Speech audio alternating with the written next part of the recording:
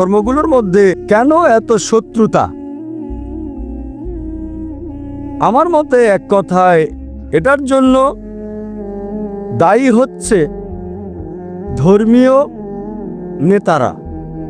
এজন্য আমি বলি, যদি আপনার ধর্মকে জানতে চান, আপনার ধর্মগ্রন্থে আপনি ফিরে যান। কিন্তু দুঃখজনক হলো, ধর্মপুত্ররা নিজেদের প্রভাবকে ধরে রাখতে চায়। তারা সাধারণ মানুষকে ধর্মগ্রন্থ থেকে দূরে রাখতে চায়, কারণ জনগণ ধর্মগ্রন্থ পড়ে যদি সরাসরি অনুসরণ করে তাহলে তাদের কাছে কে যাবে? তাই সবচেয়ে ভালো উপায় ধর্মগ্রন্থে ফিরে যান, বোঝার চেষ্টা করেন এবং অনুসরণ করেন।